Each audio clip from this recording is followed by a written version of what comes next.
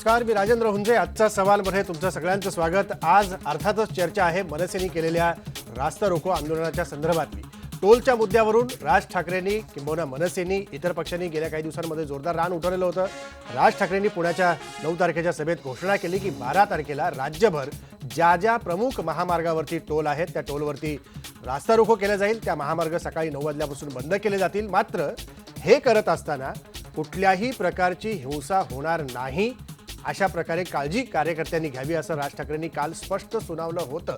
पण तरी देखील आज ही हिंसा का झाली आणि इतकं सगळं होत असताना सरकारी पातळीवरती दोन्ही पक्षांकडनं शांत भूमिका का घेतली गेली, केवळ चर्चेचं आवाहन का केलं गेलं? जर थेट चर्चा घडवून हा सगळा प्रसंग टाळता आला नसता का?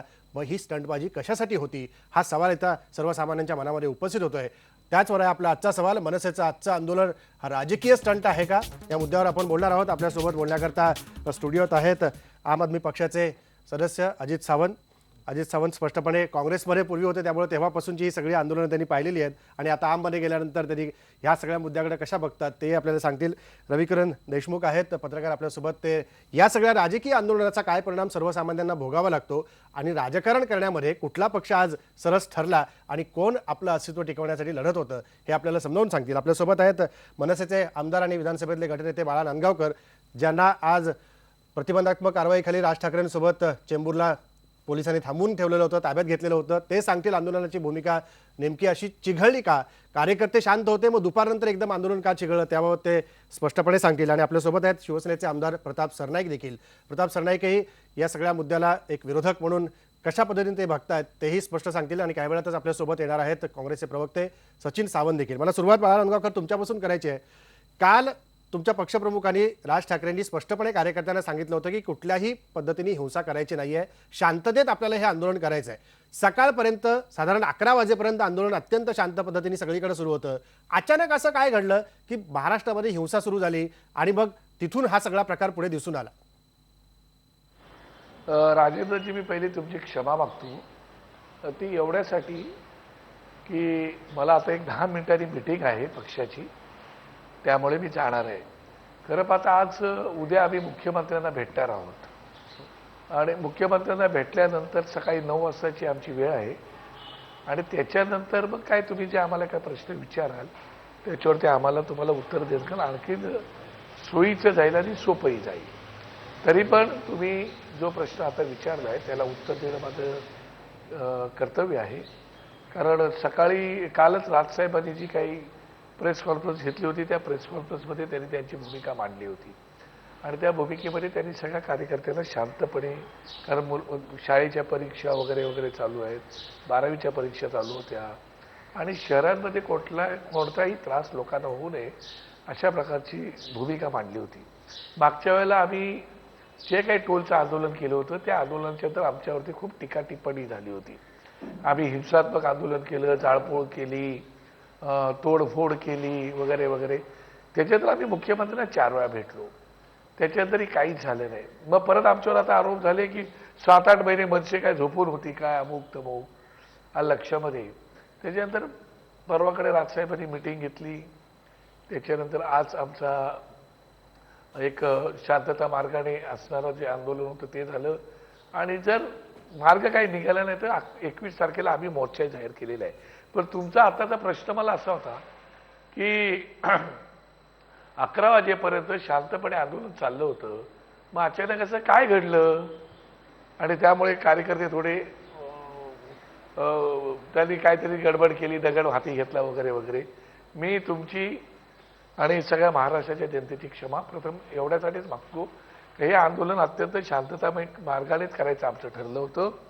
पण दुर्दैवाने पोलिसांनी काही 149ची नोटीस दिल्यानंतर राजसाहेबांना अटक झाली. त्या अटक झाल्यानंतर जी बातमी मीडियाच्या माध्यमातून लोकांपर्यंत पोहोचली ती लोकांपर्यंत पोहोचल्यानंतर आम्ही तर प्रमुख लोक सगळे आतमध्ये होतो, त्यामुळे आमचा कोणाशी संपर्क होत नव्हता आणि त्यामुळे थोडेसे कार्यकर्त्यांमध्ये जे काही एक वातावरण निर्माण झालं की आता साहेबांना अटक केली आणि त्यामुळे थोडंसं हिंसात्मक वातावरण किंवा थोडंसं वातावरण झालं.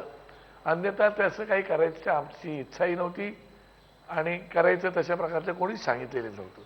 त्यामुळे तुम्हाला हे पहिल्या प्रश्नाचं उत्तर मी दिलेलं आहे. मला असं वाटतं बाकी पुढे जे काय आता तुम्ही मला वेगवेगळे प्रश्न विचाराल, पण माझं म्हणणं आहे की या आंदोलनाचं फलित काय. तर मागच्या वेळेला आंदोलन केल्यानंतर 65 टोल नाके ऑलरेडी बंद झाले होते. आता 2 टोल नाके सांगलीचा आणि मावळचा टोल नाका बंद झालाय. काल आमच्या मुंबई शहरातले जे जीविकेचे टोल नाके आहेत चार एअरपोर्टला ते 2 टोल नाके बंद झालेले आहेत. आणि आता उद्या मुख्यमंत्र्यांची चर्चा केल्यानंतर काय मुख्यमंत्री बोलतायत, कारण काल मुख्यमंत्र्यांचा कालही फोन आला होता, आजही मुख्यमंत्र्यांनी फोन केलेला आहे. आता त्याच्यातून काय बोलतायत त्याच्यावरती पुढच्या आंदोलनाची दिशा बरीचशी ठरणार आहे. मला असं वाटतं तूर्त एवढं तुम्हाला दिलेलं फार बरं पडेल. नाही बरोबर आहे. असं मला तुम्ही वाटतंय. तुम्ही खुल्या दिलाने जनतेची माफी मागताय हेच खरं मोठेपण तुमचं म्हणायला हरकत नाही. मात्र अशा प्रकारची हिंसाच होऊ नये. मला अजित सावंत तुम्हाला विचारायचं आहे की हे सगळ्या चळवळी तुम्ही काँग्रेसमध्ये असल्यापासून बघता, आज तुम्ही आम आदमी पार्टीचे सदस्य आहात. आम आदमी पार्टीचे सदस्य म्हणून आजच्या ह्या सगळ्या आंदोलनाकडे मनसेच्या तुम्ही कसं बघता? ही तुम्हाला स्टंटबाजी नाही वाटली? सरकार हे आंदोलन आवृत्त घेत नाहीये आणि ज्या पद्धतीने हिंसा झाली, जरूर ते आता जनतेची माफी मागतात, मात्र हिंसा झाली त्याला कारणीभूत धरायचं कुणाला, सरकारला की कार्यकर्त्यांना? नाही राजेंद्र, एक गोष्ट लक्षात घ्या. पहिल्यांदा आमदार बाळा नांदगावकर हे माझे अतिशय जवळचे मित्र आहेत आणि एक कार्यक्षम आणि अभ्यासू लोकप्रतिनिधी म्हणून त्यांची माझ्या मनामध्ये एक प्रतिमा आहे. बाळा नांदगावकरांना अटक झाल्याचं जेव्हा मी आता टी व्हीवरती पाहिलं, साधारणपणे 11 वाजताच्या सुमारास राजसाहेबांबरोबर त्यांनाही अटक झाली, तर माझा एक मित्र म्हणून साहजिकच मला कुठेतरी असं वेदना झालं, या माझ्या मित्राला आता काय त्रास होतो आणि काय नाही असा विचार माझ्या मनात आला. पण 12 वाजतावर लगेच त्यांची सुटका झाल्याचं कळल्यावर मला पण जरा बरं वाटलं आणि माझ्या लक्षात असं आलं की 9 वाजता आंदोलन सुरू झालं, 11 वाजता अटक झाली आणि 12 वाजता जाऊ द्या ना घरी, आता वाजले की 12 असा कार्यक्रम सुरू झाला. प्रश्न असा आहे की हे जे आंदोलन जे आहे हे आंदोलन होतं का लुटूपुटूची लढाई होती? कारण लहानपणी आपण सगळे त्या लाकडी तलवारी घेऊन लढाईचा खेळ खेळायचो, तसंच हे सगळं ठरवून ठेवल्यासारखं मॅच फिक्सिंगचा हा खेळ होता. कारण या सगळ्यामध्ये आपण एक राजसाहेबांच्या वकिलांनी स्टेटमेंट केलं शिरोडकरनी की त्यांना साधी समजही पोलीस ठाण्यामध्ये देण्यात आली नाही, कुठली कारवाई तर फार दूरची झाली आणि अटक तर केलीच नव्हती. बाळा नांदगावकर म्हणतात की त्यांना अटक केली होती, अटक बिलकुल केली नव्हती. त्यांना फक्त ताब्यात घेतलं होतं आणि शिरोडकर व त्यांचे ॲडव्होकेट शिरोडकर आहेत ते म्हणतात त्यांना समजही साधी दिली नाही. म्हणजे नक्की काय होतं? म्हणजे हा राजकीय स्टंट होता की काय होतं? मला तर असं वाटतं, मी ह्या सगळ्याचा जो अभ्यास करतोय त्याच्यावर माझ्या असं लक्षात आलंय की आपण बाळा नांदगावकरलाच विचारूया. बाळा नांदगावकर थेट आरोप करतात की राजकीय स्टंट होता हा सगळा, हे सगळं घडवून आणि लुटूपुटूची लढाई होती. काय म्हणायचं याला? पहिली गोष्ट की सन्माननीय अजित सावंत हे एक उत्तम अभ्यासू व्यक्तिमत्व आहे. मी त्यांचा नेहमी आदर करत आलेलो आहे. पूर्वी काँग्रेसमध्ये असताना सुद्धा त्यांनी आपले स्पष्ट मतं सदैव मांडलेली आहेत आणि स्पष्ट मतं मांडण्यामध्ये ते माहीर आहेत आणि त्यामुळेच कदाचित त्यांना तो पक्ष भविष्यामध्ये सोडावा लागला आणि आम आदमी पार्टीमध्ये जावं लागलं. पण त्यांचं असं जर म्हणणं आहे आम्ही मॅच फिक्सिंग वगैरे केली, मला कळत नाही. 2012 पासून आमचं आंदोलन चालू आहे लक्षामध्ये. आणि काल माझ्या नेत्यांनी स्पष्टपणे सांगितलं होतं की शांतता मार्गाने आंदोलन आम्ही करणार आहोत, हे क्लिअर कट सांगितलं होतं. नंबर 2, ज्या वेळेला पोलिसांनी आम्हाला चेंबूर ह्या ठिकाणी अटक केली त्यावेळेला पोलीस अटक करून आम्हाला जेलमध्ये घालणार की आम्हाला सोडणार? एक मुद्दा फक्त स्पष्ट करून हवाय. पोलिसांनी आज सकाळी फक्त प्रतिबंधात्मक ताब्यात घेतलं की अटक केली होती? शब्दांचं आपण उगाच क्षण नको करायला, कारण जनतेपुढे परत उलटा काय अहो तुम्हाला मी तेच तर सांगतोय ना. त्यामुळे आम्हाला तिथे त्या ठिकाणी अटक करून गेल्यानंतर, आता पकडले तर अटकच आम्ही समजतो, अटक करून गेल्यानंतर तिकडे आम्हाला 2 तास बसवलं त्या लोकांनी लक्षामध्ये. आणि त्याच्यानंतर त्या 2 तासामध्ये मुख्यमंत्र्यांचे वगैरे फोन आले, ते राजसाहेबांशी काय बोलले, मग मुख्यमंत्री आता कमिशनरशी बोलले, कोणाशी बोलले आम्हाला माहिती नाही. परंतु साधारण प्रोसिजर असे असते की जर अशा प्रकारचं काही घटना घडली तर पोलीस स्टेशनला नेतात, ते आंदोलन पूर्ण सभेपर्यंत बसवतात, अटक करतात आणि त्याच्यानंतर एकतर बेल बॉन्ड घेतात किंवा मग 188 ची कारवाई करून त्याला कोर्टापुढे नेतात किंवा डिटेन करतात. आणि त्याच्यानंतर जर पोलिसांना वाटलं तर पोलीस सोडतात आणि कारण वातावरण निवळलं पाहिजेत म्हणून. आणि त्याच्यानंतर जर पोलिसांना वाटलं तर नंतर मग जाऊन तशा प्रकारचे परत अटकेचे पेपर भरून घेतात. या अजित सावंत आयुष्यामध्ये किती वेळा जेलमध्ये गेले ते मला माहिती नाही, कारण सतत सत्तेमध्ये राहिलेली लोक आहेत ती, यांना जेल कस्टडी काय माहिती आहे? 95 ते 99 आम्ही रस्त्यावरच होतो, तुमच्याशीच लढत होतो 95 ते 99 काळामध्ये. काय लढले तुम्ही आमच्यासोबत? 4 वर्षाची लढाई तुम्ही लढलेत. चला आम्ही 50-25 वर्ष लढाई लढतोय ना, तुम्ही आम्हाला आंदोलन काय सांगणार? पण या अशा आजच्या सारख्या लढाया ना त्या लुटूपुटूच्या आजच्या सारख्या नाही. तुम्हाला लढाया माहिती आहेत माझ्या. आणि आमच्या पक्षाच्या. नाही, मी व्यक्तिगत तुमच्याबद्दल बोलत त्याच्यामुळे नाही, असली तुमच्याबद्दल माझ्या मनात लुटू- पूर्ण आदर आहे. नाही नाही, आजी जी लुटूपुटूची लढाई आम्ही आयुष्यात लढली नाही, लढत नाही. आमचं बाळकडू आम्ही जे घेतलेलं आहे ना, ते फार झाल बाळकडू आहे, त्याची तुम्हाला कल्पना आहे. पण आता सरकारने पकडायचं सोडायचं आता आमचा अधिकार नाही ना. ते तुम्ही प्रश्न सरकारमधील जे प्रवीण साळुंखे ऍडिशनल कमिशनर आहेत त्यांना विचारा, मुख्यमंत्र्यांना विचारा. मग त्याच्यात मॅच फिक्सिंगचा काय विषय तो.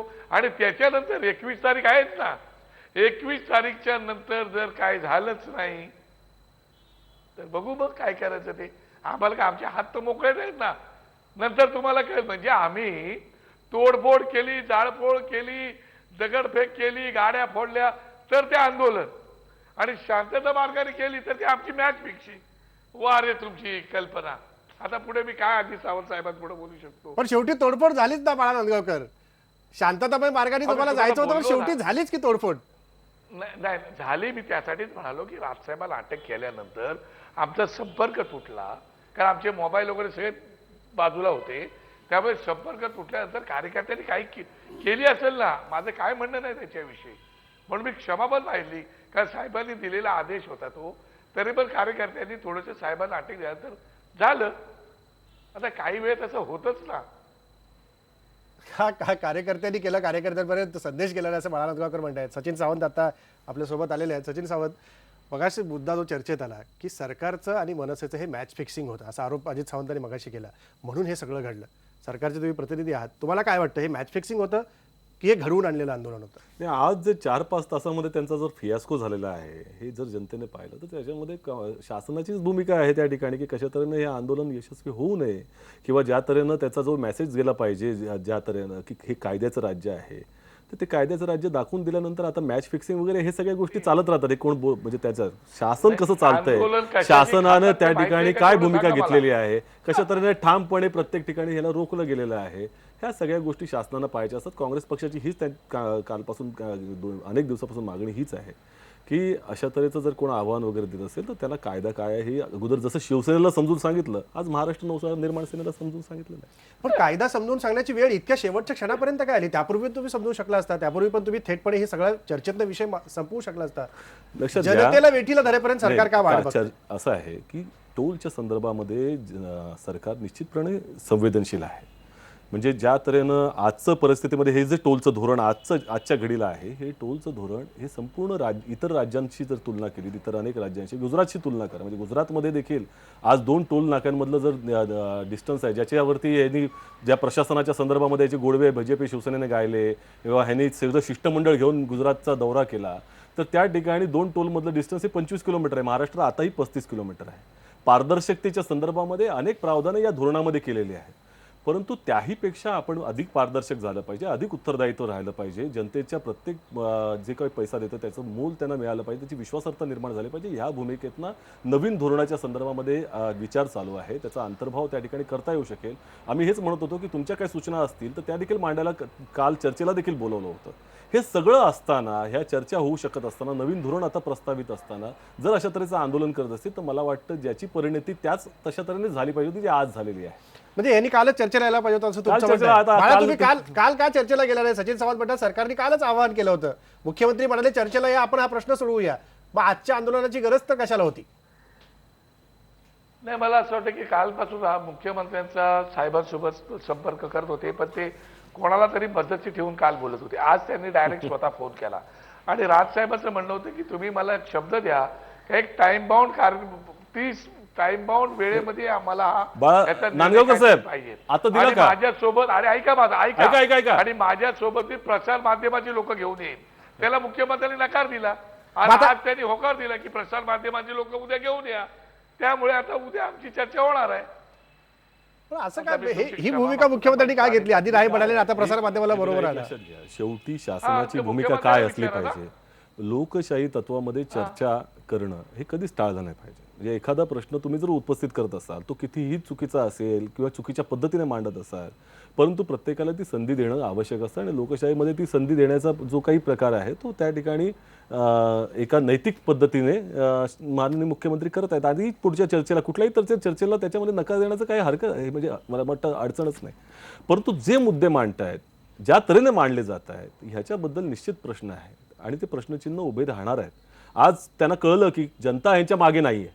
म्हणजे आजच्या 5 तासामध्ये आंदोलन ज्या वेळेला निपटावं लागलं त्यामुळे जनतेमध्ये जो काही त्यांना अपेक्षित होता प्रतिसाद तो त्यांना मिळालेला नाही.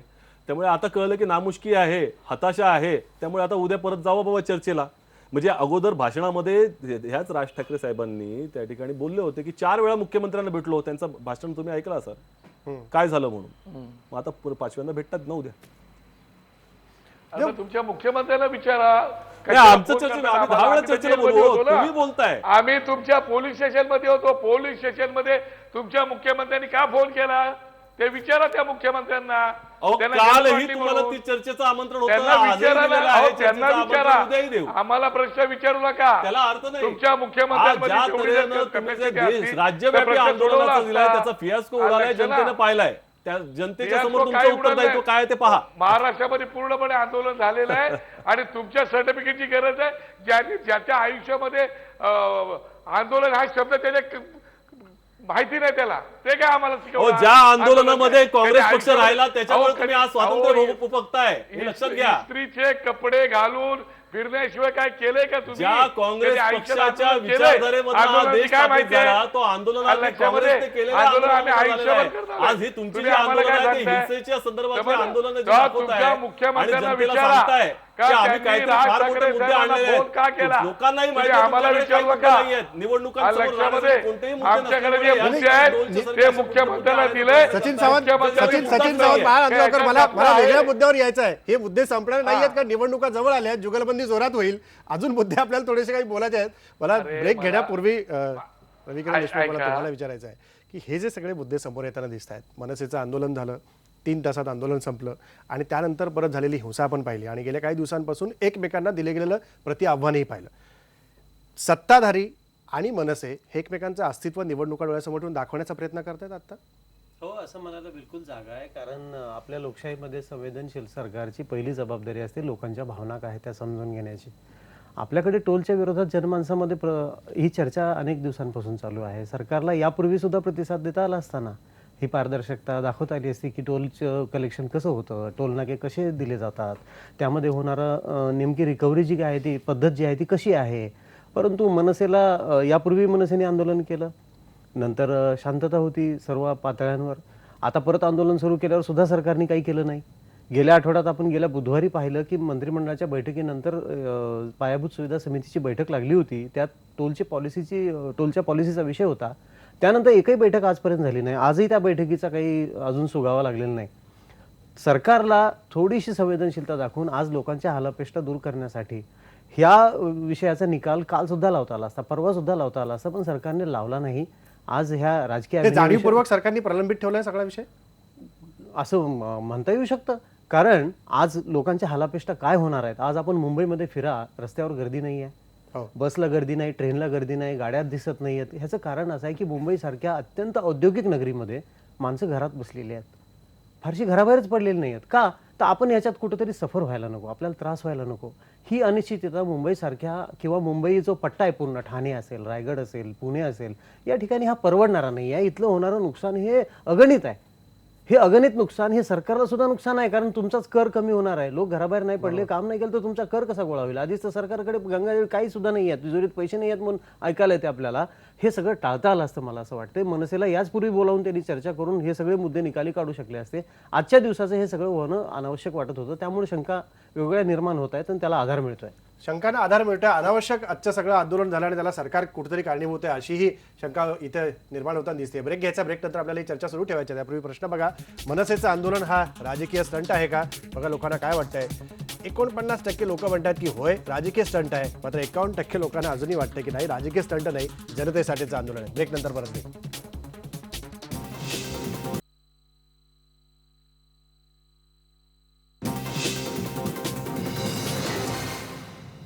मनसेचं आजचं आंदोलन ही स्टंटबाजी आहे का याच्याविषयी आपण बोलतोय. आपल्यासोबत शिवसेनेचे आमदार प्रताप सरनाईक देखील आहेत. बघाचपासून ही सगळी राजकीय चर्चा ती ऐकतायत. आता खरी भूमिका ते बजावतील असं दिसतंय. कारण प्रताप सरनाईक, जे आंदोलन राज्यातलं बघितलं, आज तुमच्या नेत्यांनी दिल्लीत टीका केली की राज्यात त्याचा फार काही फरक पडला नाही, राज्यातली सगळी यंत्रणा सुरळीत चालू आहे, बाकी सगळं व्यवसाय म्हणूया किंवा बिझनेस म्हणूया ते सुरळीत चालू आहे. तुम्ही एक विरोधी पक्ष म्हणून या आंदोलनाकडे कसं बघता? आजचं आंदोलन ही स्टंटबाजी वाटते की आणखी काय तुम्हाला वाटतं? राजेंद्रजी, टोलच्या आंदोलनामध्ये गेल्या अनेक वर्षापासून आम्ही आहोत आणि टोलचं आंदोलन ठाण्यामध्ये आणि ठाणे जिल्ह्याच्या बाहेर सुद्धा आम्ही केलेलं आहे. ज्या वेळेस आम्ही आंदोलन केलं त्या वेळेस आमच्यावर खंडणी, दरोडे आमच्या सर्व शिवसैनिकांवर ह्या राज्य सरकारने टाकलेले आहे.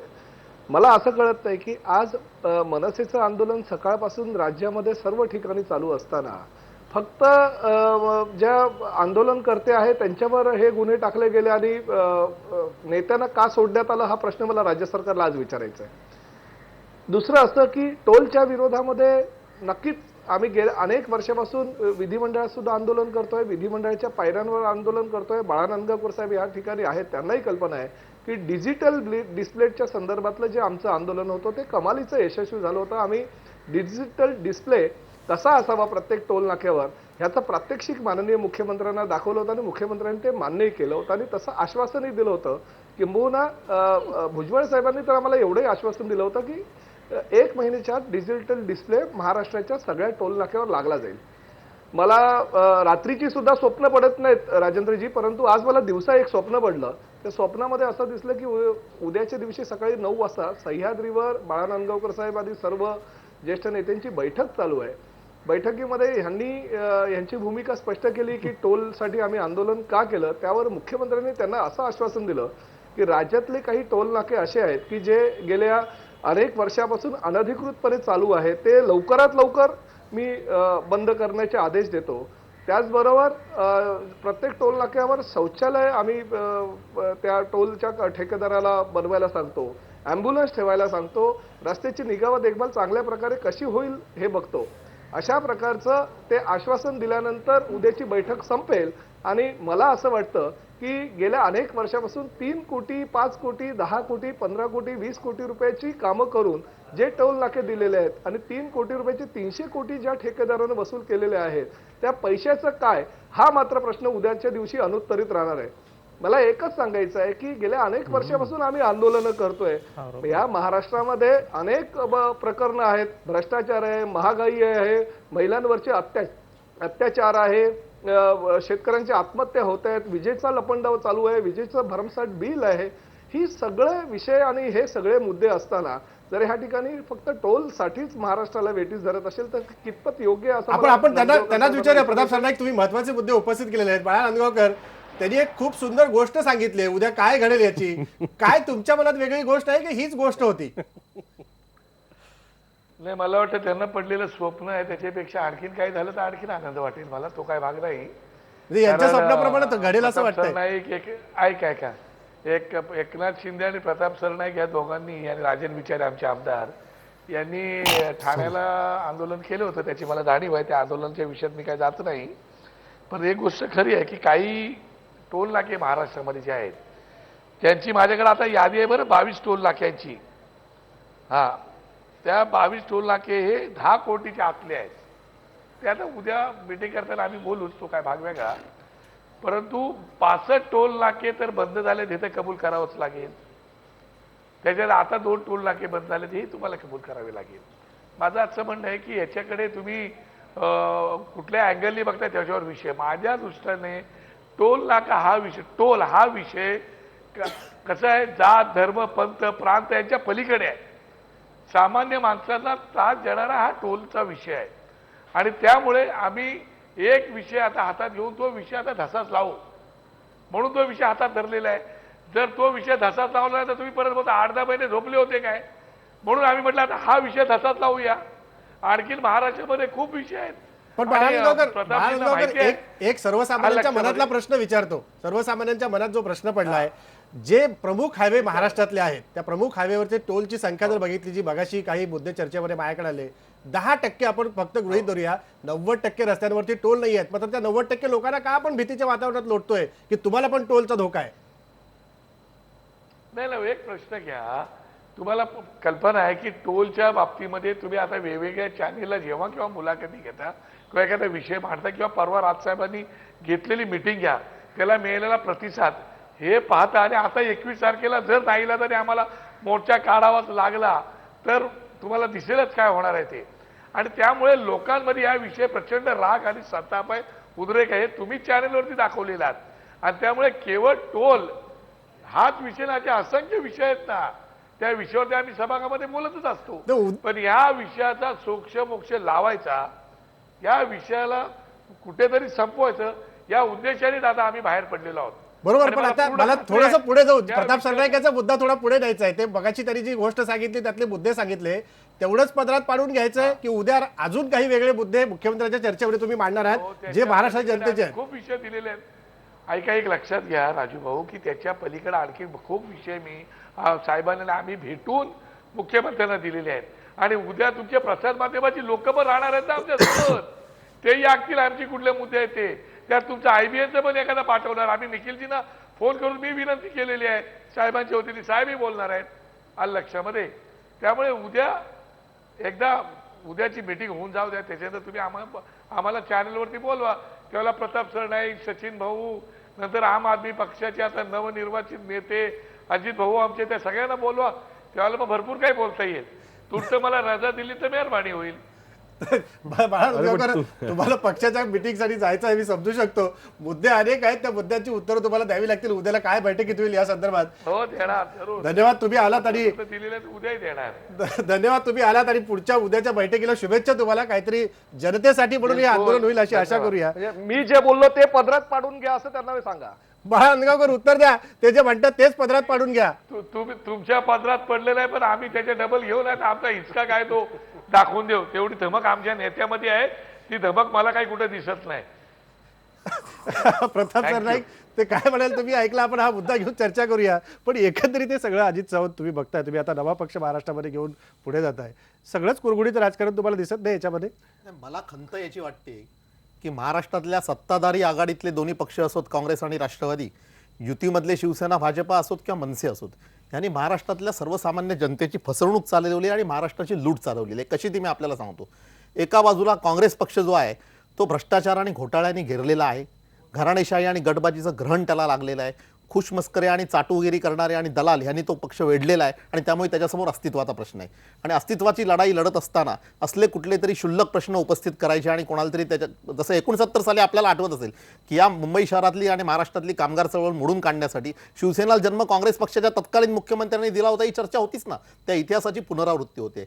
राष्ट्रवादीचं म्हणाल तर राष्ट्रवादीचा उघड आश्रय आयडियल रोड बिल्डर्सला आहे. ज्या आयडियल रोड बिल्डर्सचा आणि नितीन गडकरी यांचा पूर्ती उद्योग समूहामध्ये आर्थिक संबंध असल्याचं उघड झालं. त्यांचं कौतुक राष्ट्रवादीचे नेते जाऊन तिथे करतात. अजित चव्हाण तुम्ही फार गंभीर आरोप करताय. त्यावेळेच्या कामगार चळवळीचा आता परत पुनर्प्रत्यय येत असं तुम्ही सरळ सांगताय. त्यावेळेच्या मुख्यमंत्र्यांनी जसा शिवसेनेला जन्म दिला, जसं शिवसेनेला वाढवलं, तशाच प्रकारचा हा दुसरा प्रयोग पुन्हा एकदा इतिहासाची पुनरावृत्ती महाराष्ट्रात. सचिन सावंत हा गंभीर आरोप आहे मला- सरकारवर. मला- मला- मला थेट पूर्ण पुढे- करू दे. मी देतो मला- तुम्हाला पूर्ण करायला, पण मला त्याचं पूर्ण उत्तर आपल्याला घ्यायला लागेल कारण तुम्ही गंभीर आरोप त्यांच्यावरती केलेला नाही, आहे. आता मला वाटतं बराच वर्षाचा काळ त्यांनी काँग्रेस पक्षामध्ये काढला. त्यावेळेला कधी अशा तऱ्हेची भावना त्यांनी व्यक्त केली नव्हती. पण आज ते पण उघडपणे बोलतायत आता बाहेरून. बाहेर गेल्यानंतर अचानकपणे ते आठवलं. म्हणजे हा वैयक्तिक आचार संहितेचा प्रश्न जो आहे की कशा तऱ्हेनं बदलावं, हा त्या प्रत्येकाच्या व्यक्ती आधारित आहे. परंतु एकंदरच या संदर्भामध्ये अनेकदा चर्चा झालेली आहे. त्याला काही अर्थ नाही हेही दिसतंय की या संदर्भामध्ये. आणि आरोप करणं ते सिद्ध करावे लागतात खऱ्या अर्थानं. आजही मनसेला आमचा पाठिंबा आहे वगैरे. आजची परिस्थिती अशी आहे की मनसे स्वतःच्या विश्वासार्हतेसाठी लढते. त्यांची विश्वासार्हता ढासळत चालले, लोकप्रियता सतत ढासळत चालले हे दिसतंय पण त्यांच्याकडे. एकीकडे मनसेला त्याच्यामध्ये हाताशी धरून आम्हाला- सरकार अस्तित्व टिकवण्याचा प्रयत्न करत नाही. एक महाराष्ट्रातली परिस्थिती तुम्हाला लक्षात घेतली पाहिजे.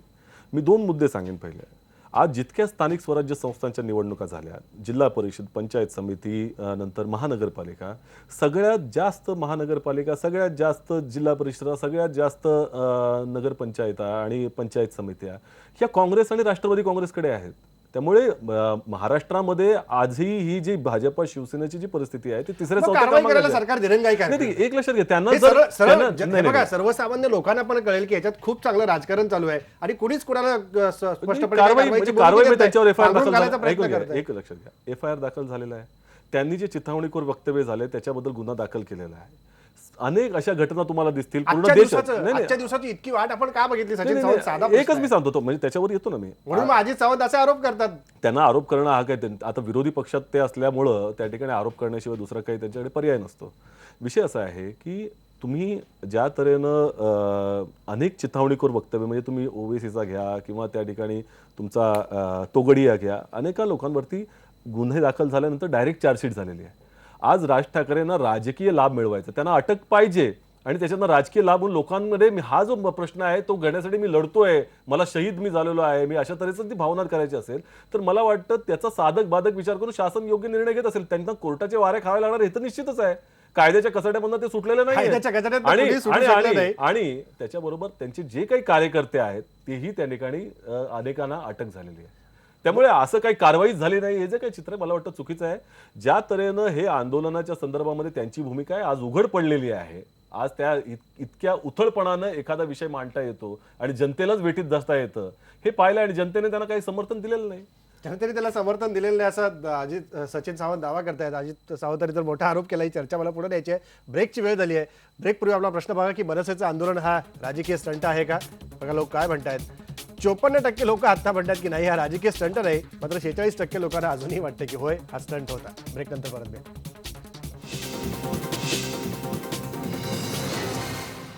मनसेच्या आजच्या आंदोलनासंदर्भात आपण बोलतोय. मला प्रताप सरनाईक या सेगमेंटची शेवटच्या तुमच्यापासून सुरुवात करायची आहे.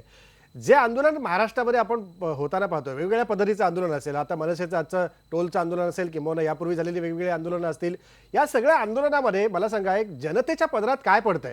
बऱ्याच वेळेला विरोधी पक्षांवरती टीका होते, सत्ताधाऱ्यांवरती टीका होते, कुठेतरी जनता याच्यात फसवली जाते असं वाटत नाही का? नाही, आंदोलनामध्ये काय पदरात पडतं किंवा काही पदरात पडत आहे हा नंतरचा विषय. याचं कारण म्हणजे कोल्हापूरचं आंदोलन सर्वपक्षीय आंदोलन ते होतं आणि प्रामुख्याने शिवसेनेनी फार मोठी भूमिका त्या ठिकाणी निभावली होती. आजही कोल्हापूरकरांच्या पदरामध्ये काही पडलं नाही, परंतु पदरामध्ये काही पडलं नाही म्हणून काय आंदोलन करू नये असं काही नाही. माझं असं म्हणणं आहे की फक्त अशा पद्धतीचं आंदोलन की ज्या पद्धतीनं लोकांना शंका निर्माण होते की हे आंदोलन की नुसतं स्टंट आहे. त्यामुळे मला असं वाटतं आंदोलनं करूनच, म्हणजे अण्णांचं उदाहरण घ्या, अण्णांनी आंदोलनं केली, पदरात काहीतरी पाडून घेतलं. आतापर्यंत शिवसेनेनं आंदोलनं केली, भरपूर काही पदरात पाडून दिलेलं, किंबहुना शिवसेनेचा जन्मच मुळी मराठी माणसाच्या अन्यायाविरुद्ध आणि हिंदुत्वासाठी झालेला आहे. त्यामुळे महाराष्ट्रातील शिवसेनेच्या आंदोलनाला नेहमी यश प्राप्त झालेलं आहे आणि त्यानं काही ना काही मिळवलेलं आहे. असं नाहीये की फक्त सकाळी आंदोलन चालू झालं आणि आंदोलन चालू झाल्यानंतर मग काहीतरी यश मिळालं नाही. आमदार साहेब, ते पाकिस्तानच्या विषयावरती सतत तुम्ही आंदोलन करत असता, त्यात काय झालं काय कळलं नाही मला. नाही बघा, काँग्रेस सचिनजी असं आहे की काँग्रेसनं आतापर्यंत सत्ताधारीची भूमिका प्रत्येक वेळेस निभावलेली आहे. ज्या काँग्रेसमध्ये तुम्ही आहात त्या काँग्रेसमध्ये मी पण होतो आणि काँग्रेसची भूमिका काय आहे हे मलाही चांगलं माहिती आहे जेवढं तुम्हाला माहिती आहे. परंतु आजपर्यंत काँग्रेसनं विरोधी पक्षांना खेळवलेलं आहे आणि सर्वसामान्य जनतेला वेठीस धरलेलं आहे. त्यामुळे मला असं वाटतं मी असं म्हणालो बोलू नये.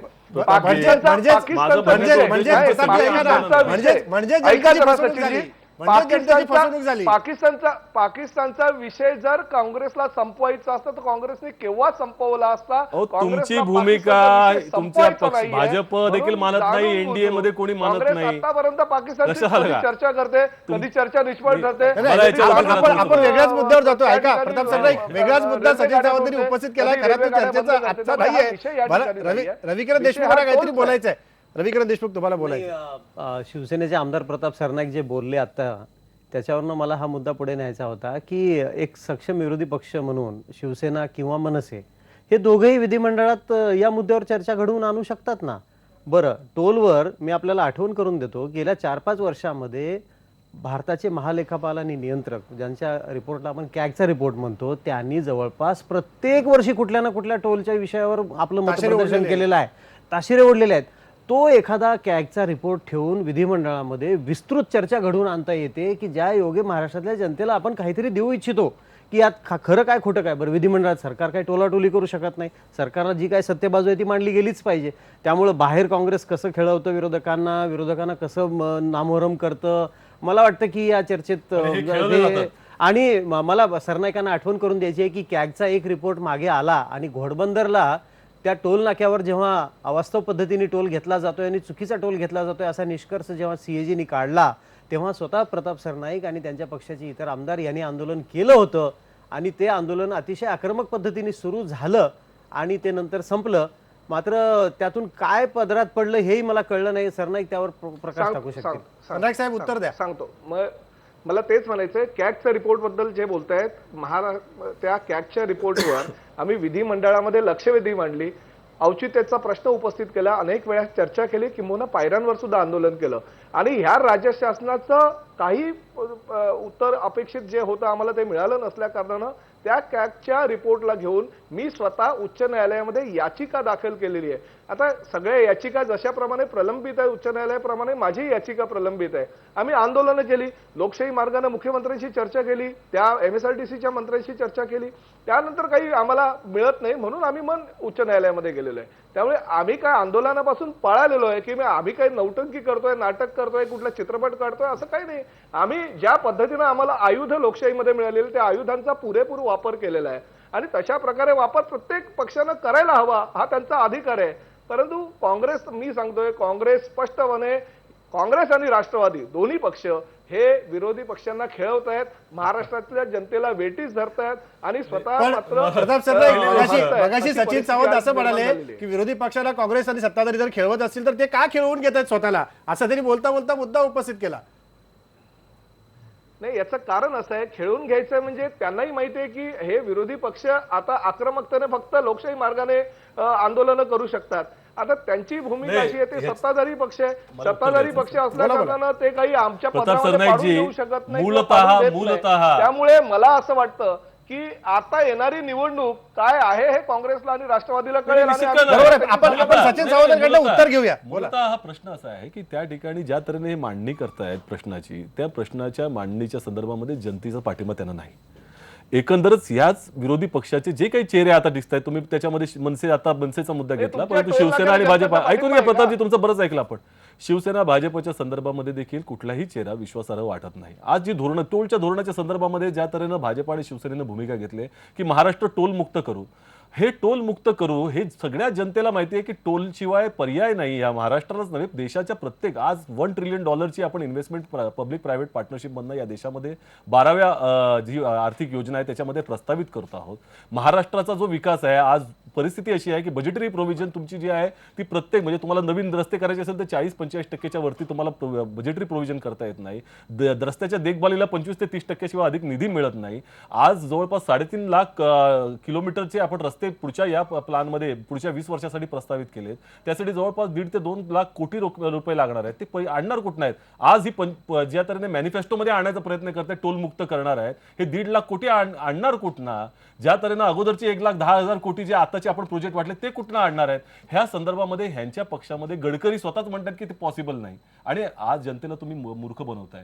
त्यामुळे ह्यांची स्वतःच्या विश्वासार्हतेचा प्रचंड मोठा प्रश्न आहे. रविकिरण देशमुख आणि अजित सावंतांना पटेल दिसत नाही. मला वेगळ्या प्रश्नाकडे यायचं, पण नाही, मला फक्त एवढंच सचिन सावंतांना विचारायचं, काँग्रेसची बाजू ते अतिशय उत्तमपणे मांडतायत, परंतु मला सर्वच राजकीय पक्षांना एक मुद्दा विचारायचा आहे की मग जर समजा 96 साली महाराष्ट्रामध्ये भाजप शिवसेना युतीचं सरकार आलं आणि या सरकारने जेव्हा सत्ता सोडली तेव्हा साधारणपणे 40 ते 42 हजार कोटी रुपये कर्ज होतं महाराष्ट्रावर.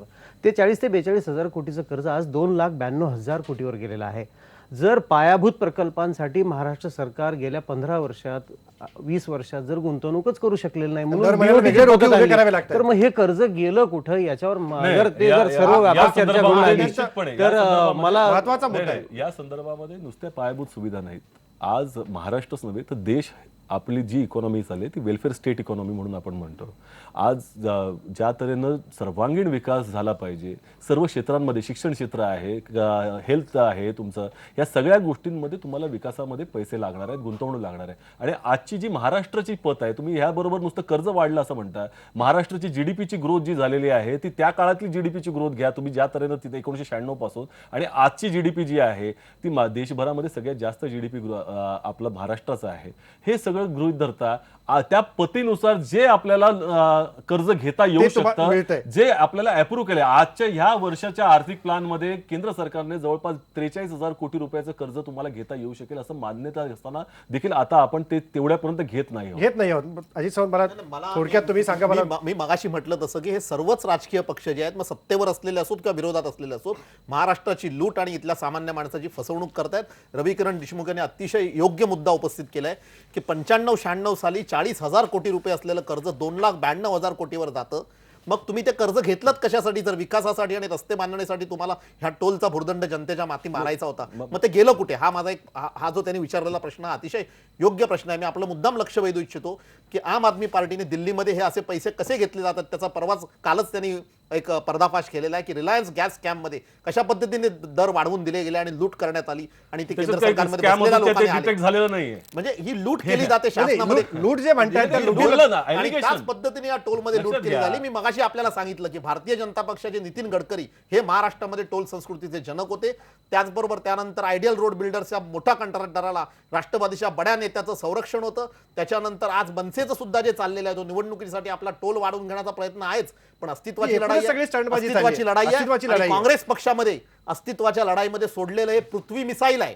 आणि हे पृथ्वी पृथ्वी मिसाईल. मिसाईल हे पृथ्वी थेट मिसाईल पण आरोप कशासाठी? करतायत काँग्रेस पृथ्वी मिसाईल पृथ्वी कसं मिसाईल आहे. की आणि पृथ्वी- परत पृथ्वी- मला मला जुने दिवस बोलू आहेत द्या. ना. आपण बोलत असताना बोललो नाही, मला बोलून द्या. पृथ्वी मिसाईल शेवटचं अस्त्र काढलंय. कारण आता आपल्याला या देशात या राज्यातला सामान्य माणूस माफ करणार नाही हे समजल्यानंतर राज्यातले जे मूलभूत प्रश्न, मी प्रताप सरनाईकांचं मगाशी बोललो, ते बोलले मला समाधान वाटलं की एक जागरूक लोकप्रतिनिधी नात्याने महाराष्ट्रातल्या अनेक प्रश्नांची त्यांना जाणीव आहे. अजित सावंत बरोबर आहे. मुद्दे खूप वाढत जातील. माझा वेळ संपत झालाय. मला थोडक्यात सचिन सावंत उत्तर द्या. हे जे मुद्दे पृथ्वी मिसाईल ते म्हणाले, पृथ्वी मिसाईल म्हणजे सोडलेलं आहे. कुठल्या अर्थानं म्हणताय? आज काय झालंय, आम आदमी पक्षाची एक ही झाली की एक आरोप करायचे आणि पळ काढायचा. कुठलाही आरोप आजपर्यंत इस्टॅब्लिश त्यांना करता आले नाहीत. स्वतःच्या पक्षावरतीच्या नेत्यांवरती जेव्हा आरोप होतात त्यावेळेला त्याची काय काय कारणं देतात ते सोमनाथ भारतीच्या केसमध्ये आपण पाहिलं. अंतर्गत रोखपाल हे आणणार होते त्या प्रशांत भूषण आणि त्या इतर नेत्यांवरती, त्याचा काय रिपोर्ट आजही आलेला नाही. त्यामुळे हे एकंदरच अपॉर्च्युनिस्टिक पॉलिटिक्स करणं हे जाऊ शकतं. परंतु निश्चितपणे महाराष्ट्राच्या संदर्भामध्ये जर पाहायचं झालं तर आज 40,000चं 2,92,000 कोटीचं गेलेलं आहे. आपण आपल्या कर्जाच्या मुद्द्याकडे परत महाराष्ट्राची येण्यापेक्षा मला या एक छोटासा प्रश्न, वेळ संपत आला, छोटासा प्रश्न मला विचारायचा आहे. हे टोलचे सगळे मुद्दे जे चर्चेला आपण आणतो, MSRTC असेल, PWD असेल, ही सगळी खाती राष्ट्रवादीकडे तुमच्या मित्रपक्षाकडे आहेत आणि त्यांनी प्रश्न सोडवण्याच्या ऐवजी ते थेट तुमच्या खांद्यावरती बंदूक ठेवतात आणि सांगतात की मुख्यमंत्र्यांनी सोडवावं. म्हणजे सत्ताधाऱ्यांमध्येच कुरघुडीचं वातावरण नाहीये. नाही, या संदर्भामध्ये मला असं वाटतं की अशा तऱ्हेचे एकंदरच जे निर्णय आहेत ते शासनाचे निर्णय असतात आणि शासनाची भूमिका या ठिकाणी पूर्णतः पारदर्शकपणे कशा तऱ्हेनं व्हावं आणि उत्तरदायी कसं राहावं या दृष्टिकोनातून आहे. आणि ह्या टोलच्या संदर्भामध्ये जर पाहायला गेलं तर आपल्याला 2 मुद्दे वेगळे काढावे लागतील. एक ऍडमिनिस्ट्रेटिव्ह वेगळे आणि त्यानंतर धोरणात्मक वेगळे. धोरणात्मक मध्ये काय अंतर्भाव करायचा याच्याबद्दल चर्चा होऊ शकते, डिबेट होऊ शकतं आणि चर्चा आपल्याला स्वागतार्ह आहे त्या संदर्भात. चर्चा स्वागतार्ह आहे, म्हणून आणि उद्या परंतु मुख्यमंत्र्यांनी एक लक्षात चर्चेला घेतलं बोलवलं पाहिजे. आज मी ठामपणे सांगतो की महाराष्ट्राचं आताचं जे धोरण आहे ते इतर सर्व राज्यांपेक्षा अधिक पारदर्शक आहे. अधिक पारदर्शक महाराष्ट्राचं धोरण आहे असं म्हणतात. माझा वेळ संपला. अजित सावंत, शेवटी आपला प्रश्न बघूया. मनसेचं आंदोलन हा राजकीय स्टंट आहे का? बघा लोक काय म्हणतायत. आजचं मनसेचं आंदोलन जे राजकीय स्टंट आहे का? ज्या पद्धतीने लोकांनी आपल्याला प्रतिसाद दिला, लोकांना अजूनही वाटतंय की नाही, हा राजकीय स्टंट नाही आहे. मात्र उद्या मुख्यमंत्र्यांनी बोलवलेल्या चर्चेकरता काय मुद्दे समोर येतील आणि कोण कोणाचं अस्तित्व टिकवण्यासाठी या आंदोलनामध्ये पुढे जाताना दिसेल हे बघणं महत्त्वाचं असतं. हा बघता IBN लोक.